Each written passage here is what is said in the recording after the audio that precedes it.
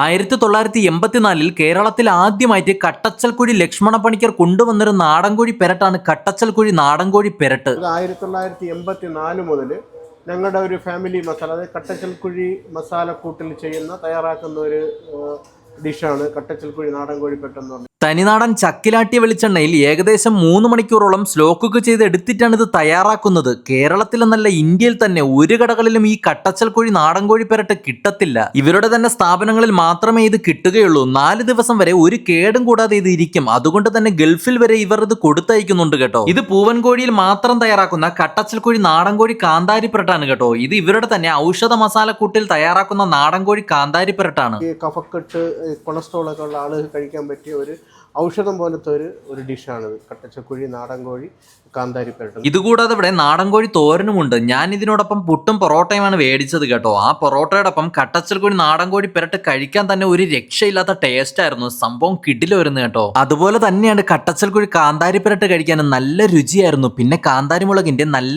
എരിവും ഉണ്ടായിരുന്നു. പിന്നെ നാടൻകോഴി തോരനും നന്നായിട്ടുണ്ടായിരുന്നു. സത്യത്തിൽ ഇവരുടെ ഈ മസാലയിൽ തയ്യാറാക്കുന്ന എല്ലാം നല്ല ക്വാളിറ്റിയും ടേസ്റ്റും ഉള്ളതാണ് കേട്ടോ. പിന്നെ ഉച്ചയ്ക്ക് വന്നാൽ കട്ടച്ചൽക്കുഴി നാടൻകോഴി പെരട്ട് ഊണിന്റെ കൂടെയും കഴിക്കാം. ലൊക്കേഷൻ വരുന്നത് തിരുവനന്തപുരത്ത് പേട്ടയിൽ നിന്ന് ചാക്കയിലോട്ട് പോകുമ്പോൾ SN നഗറിന്റെ ഓപ്പോസിറ്റ് അക്ഷരവീതി റോഡിലുള്ള കൃഷ്ണ ഹോട്ടൽ.